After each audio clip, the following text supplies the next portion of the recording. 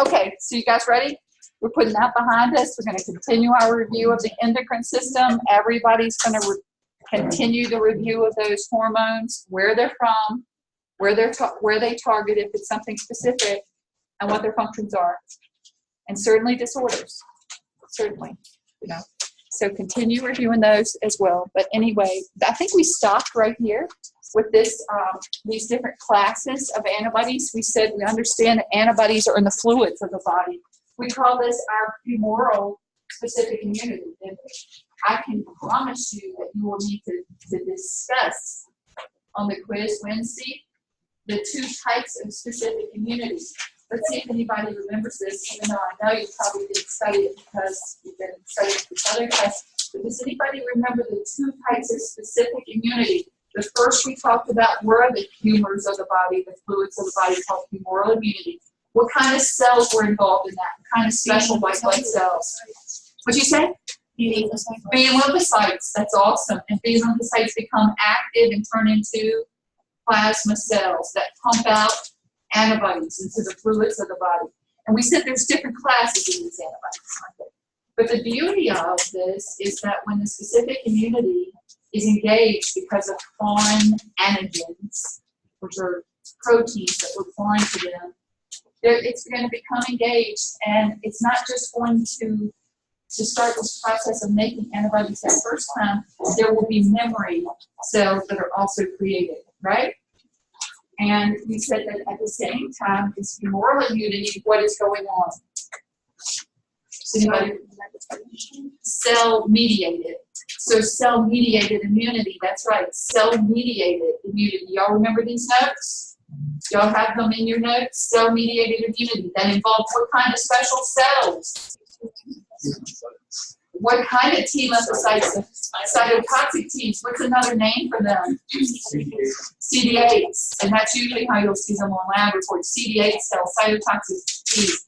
And we said these cells are so amazing because once they learn and become activated against that foreign antigen, they do cell-to-cell combat, don't they? They do cell-to-cell combat with that foreign antigen. So and also memory CD8, memory T cells will be created. So we've got in our specific immunity this ability to remember foreign antigens so that they don't make us sick every single time we encounter them. Correct? So this is when we were starting to talk about, I think we ended with this. And I told you that the first time you encounter, you'll get these IgM titers going up. Do they go up quickly? No, it takes a while. But while you're figuring out this new foreign antigen you've never seen before, these titers start to go up. And as the titers go up, it directly correlates with your signs and symptoms of the disease going down because they're doing their job. So you're sick the first time you encounter something. You might have signs and symptoms. They may be under the radar. You know, it may not never keep you from skipping and jumping. But you'll be dealing with it. Now the next time you get it though, you've got those memory cells, and what class was it we said circulating? IgG. Do you think I'm going to ask y'all that this is the predominant class? This is the one that can cross the placenta, right? So this is the IgG. The first time exposure is IgM. IgA is in these fluids like saliva, tears, intestinal secretions. IgA helping us. IgE are a class that are actually going to elicit what we refer to as this hypersensitivity, kind of allergic reactions that we think about. Fluids being brought to the site, right? Capillary permeability. So we do associate it with that. So this is the IgE, which we think about with histamines, and we know what histamines do. So this makes sense to us. And eosinophils contain these histamine granules. They're filled with them, aren't they? Okay. So know these classes. Know the basics of these classes. I won't ask you about G. All right. So they're diverse. And I had talked to you about the idea that I just talked to you about these. So these are just slides that sort of support that, and certainly from your textbook. I do want you to have heard of what's called antigen-presenting cells, APCs, antigen-presenting cells. And, you know, we talked about monocytes. What did we say monocytes are? What are monocytes? Macrophages. They become macrophages, which are what? They're what? Yeah, they act like the dump trucks of our system. But that what they are, macro means large, phage means to eat. They're big eaters, aren't they? So that's what they are.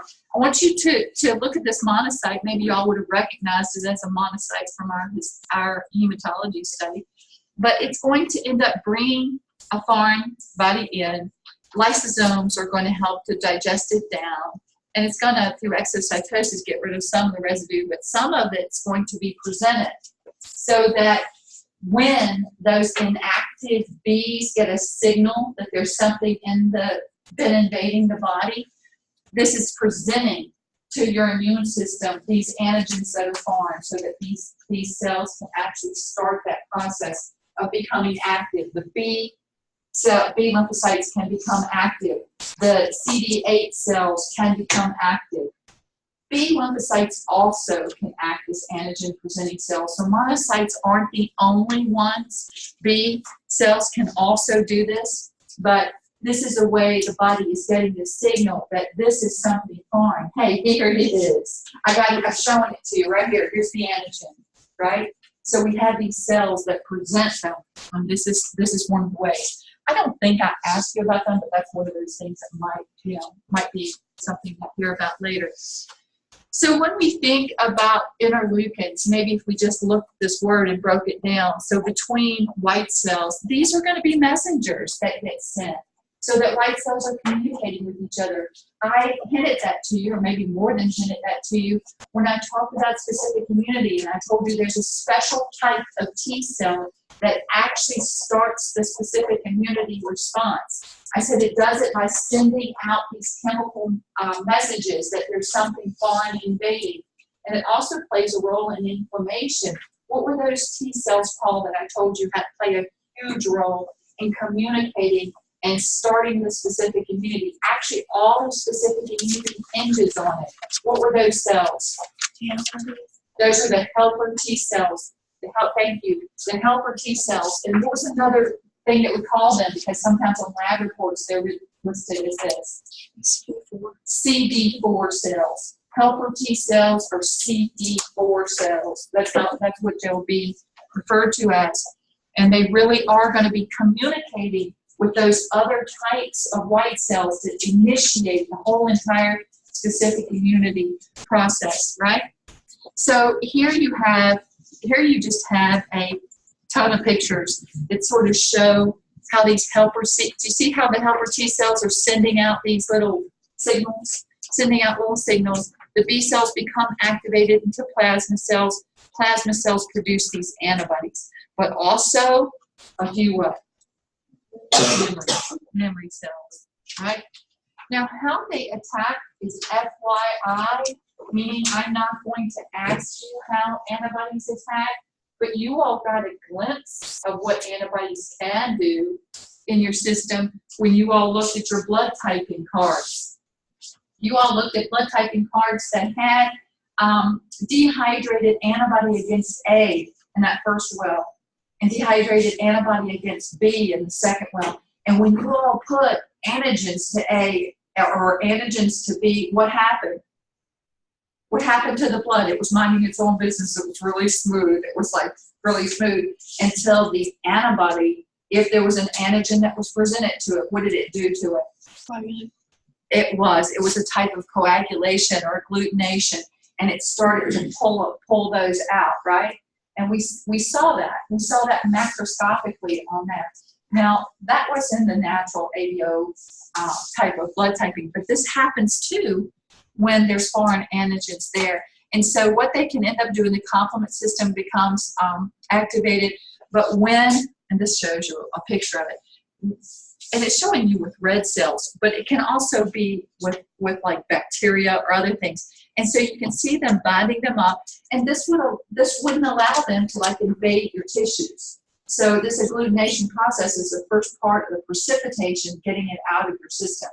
So this is one of the mechanisms that it can do, these antibodies, what the antibodies can do.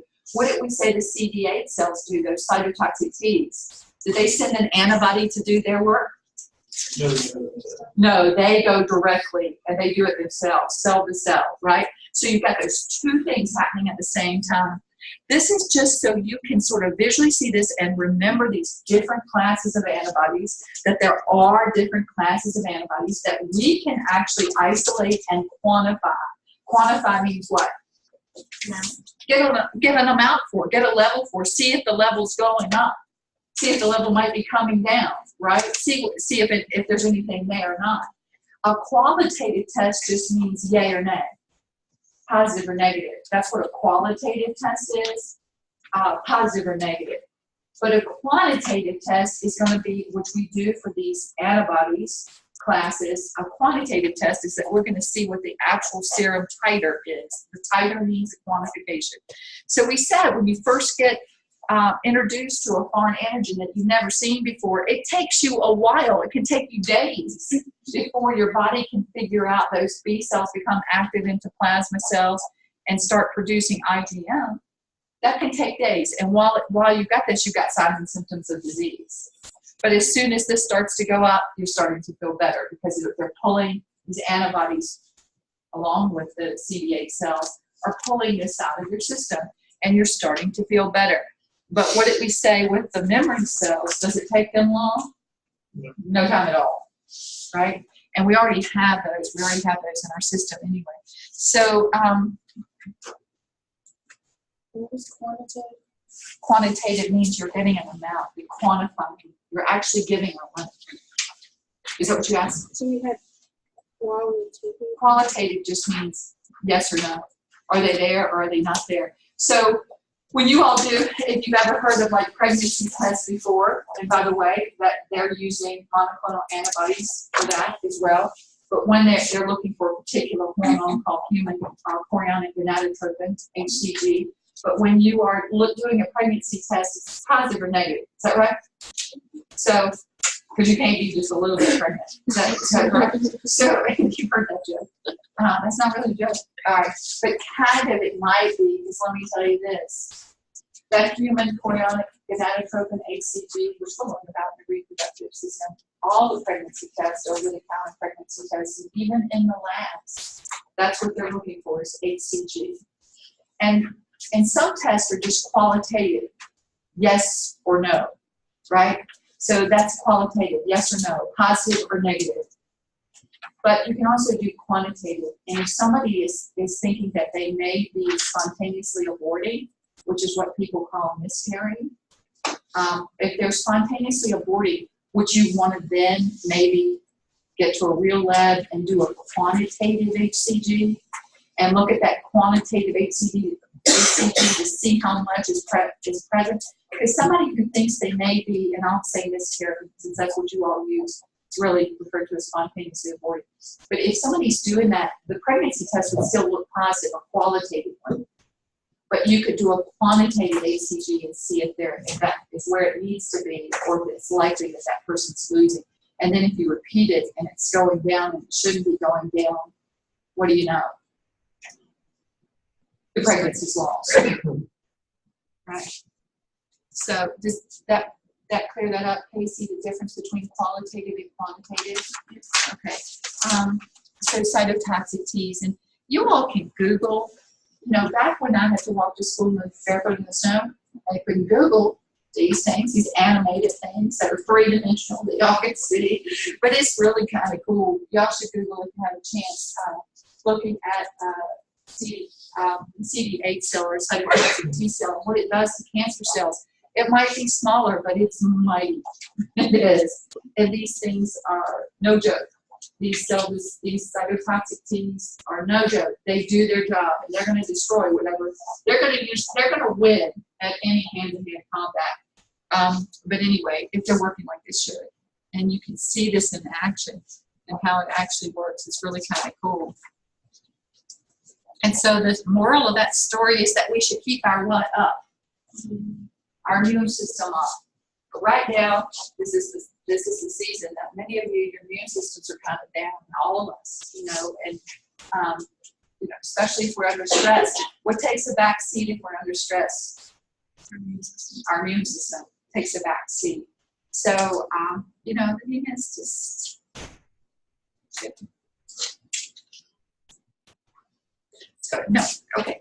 Anyway, I want to tell you about a different type of T lymphocyte. So we just, Dylan, did I promise you that we would get a lot of different T lymphocytes? So what did we have? We've got helper T lymphocytes. We've got cytotoxic T lymphocytes, isn't that right? So we've been looking at a lot of different types of T lymphocytes. Here's another one. It's called a suppressor T lymphocytes. And here's what I want you all to know, and this is exciting because this is where some of the newest research is going on right now, especially with autoimmune diseases. You have these cytotoxic T's, these suppressor T lymph cells to limit your specific immunity response.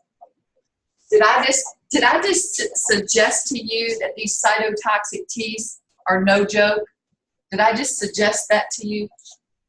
They're no joke, but they need to have some limits because they can actually do, you know, you don't want to like burn the barn down, right? When you're just trying to get rid of mice, you don't want to burn the whole barn down, do you? And so this is kind of what we know these suppressor T's do. They're going to limit the response. I think about them, and I think about your immune cells as sort of like what we think about in society. If we did not have police in this society, what would happen? Chaos. And we know this happens quickly, doesn't it? We can have people just having flooding in their area, and all of a sudden people are looting from each other. Isn't that right? You can just have, it just breaks down quickly, doesn't it? So we must have police in a society. We're human beings, and we're society creatures, but we've got to have police. We have to. Don't you wish we didn't have to? We had some sort of, okay, but whatever, we do. And until somebody can come up with a better system to remove the worst part of humanity, we do have to have police. And your immune cells are your police of your system. You have natural killer lymphocytes, you have helper T lymphocytes, cytotoxic T lymphocytes, B lymphocytes, you have monocytes. Your immune system's pretty amazing. This police force that you have that protects you. But in every police department, there is something called internal affairs. We all know, even in little Mayberry towns, are going to have something that's in internal affairs, something that has to control the police department, right? There has to be a check and balance and a watch on the police, and that's what these are. And it is thought that it is something going wrong with the suppressor T's that is causing more and more autoimmune diseases right now. Because we know autoimmune diseases are when do they happen? When the what? Autoimmune diseases are what? It's when our immune system, our cells that are immune system, starts attacking our own cells. We can't have that happen, can we?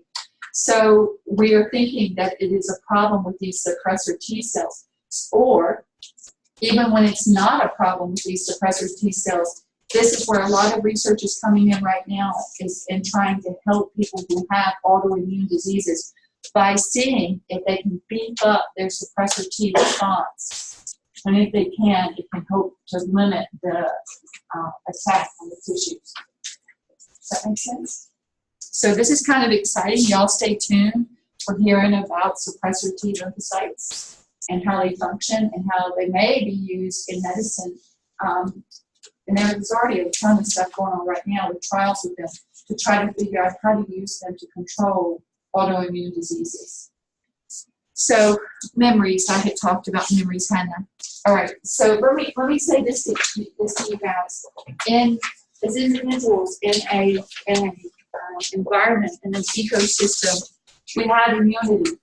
We have immunity, and the two types of immunity that we think about is active and passive immunity. So active versus passive, if you will. Now, I would certainly want you to be able to tell me and discuss the difference between them, okay? So Is everybody okay right now? Okay, everybody's good for a little bit of time. Some people didn't get a break, but okay. So let me say this, and it should make sense to you just in how we're using the language.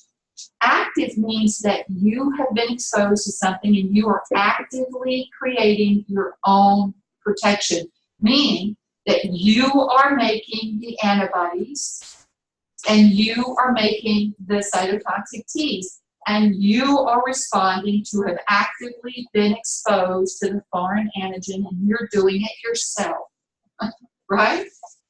So that's active. Certainly we have natural active, which means that you've gotten sick. You've gotten exposed to something, you've gotten sick, and now you're going to be protected. As long as that antigen doesn't change its antigenic structure, you will be protected, hopefully forevermore, because you had natural active immunity. Artificial active immunity means you've been given an immunization. So you've been given an immunization, and now you're going to build a response. You're building it, though. You're actively building a response, and it's going to protect you. Now, artificial, this is talking about vaccines. Do people get diseases from the vaccines?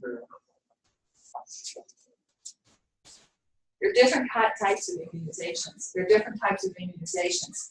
But the immunizations that you think of, the influenza vaccines, measles, mumps, rubella, those, no, it's impossible. It is impossible. You cannot get the disease from the immunization. People say, well, yeah, every time, my mama told me that every time she gets a flu shot, she gets the flu. She didn't get it from the shot. She did not. She may have gotten it from the person that was giving her the shot, who they hadn't gotten the shot, and they had it. And, a few days later, she may have gotten it from the person in line behind her. She may have gotten it in the grocery store on the way to get the shot, but she did not get it from the shot. It's impossible. There's some people, and it's a very low number, but there's some people who can have a reaction to preservatives and in the immunizations, and that reaction can make them feel a little achy, a little tired, or whatever. What do they call that? They'll end up calling that. They'll say, well, I had that, But that's one of the disease. It was a reaction potentially to the preservatives. That's a very rare thing, but that can actually happen. So there's some side effects of that, but you cannot get that from the immunization. There are and it's so rare, I hate to even say it, because somebody's going to just think again. There are still some immunizations that will cause occasionally the person who gets the immunization to produce live virus. They won't get it, person who got the immunization. But if the caregiver is not careful with hand washing or whatever, and they've never been immunized, they could get it. Do you get what I'm saying? Do you hear what I'm saying? But that's so rare, I hate to even bring that up because that is just such a rare thing. Immunizations. I just read something yesterday talking about the measles immunization, which is part of measles, mumps, rubella, trivalent immunization. The measles immunization since 2010, I think this is what it said, since 2010 has estimated to have saved 10 million lives that's been given worldwide. Maybe not in this country, but worldwide. 10 million. I want you to even, we can't even imagine. Imagine 100 little hash marks. And then think about what 10 million of them would look like. And each hash mark, I want you to isolate it and think of it as a child. That's how many lives have been saved. So, yeah, right. Great. So that's active immunity. You're making your own. But there's also something called passive immunity, which means that you can be protected and you don't have to do a single really thing to be protected. And here's the natural passive is when you are a fetus and your mother's IG, what class of antibodies are crossing the placenta? IgG are crossing the placenta and protecting you. So that's passive. The fetus is passively being protected. A neonate has those IgG from the mom for a little short period of time. So that's passively protected. A neonate, if the mother is breastfeeding, the mother is giving what? What type of antibodies? IgA, right? So that's passive protection. That is passive protection. This is natural passive protection from the mom. Now, artificial is when you as a health professional, how many of you, well, maybe I don't even want to know, so it's okay.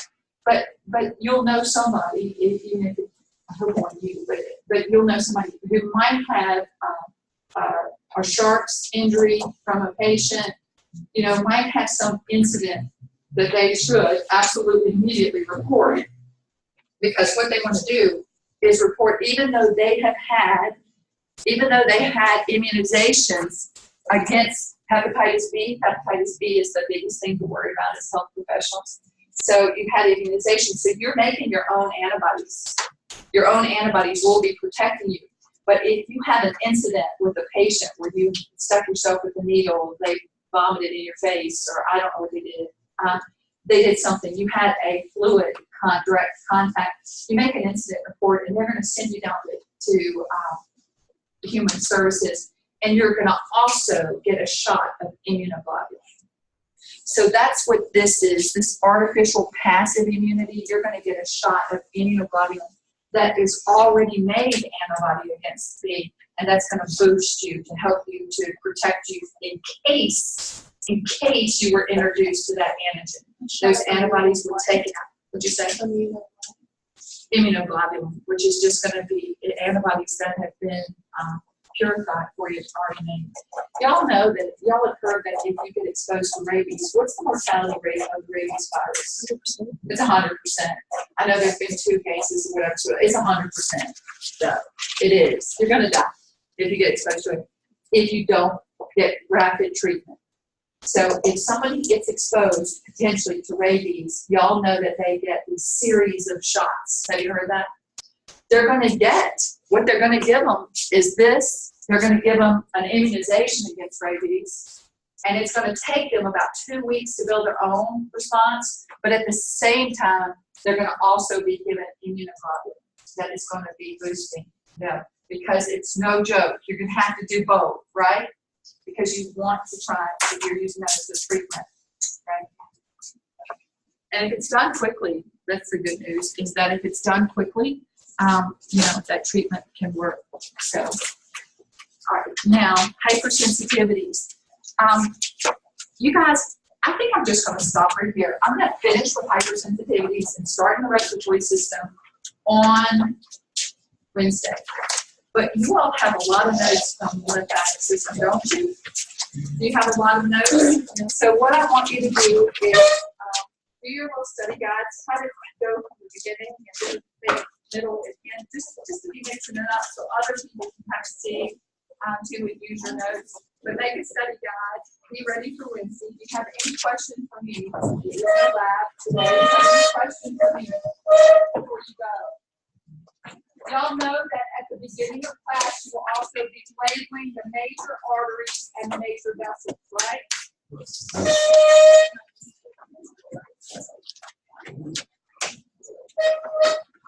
right?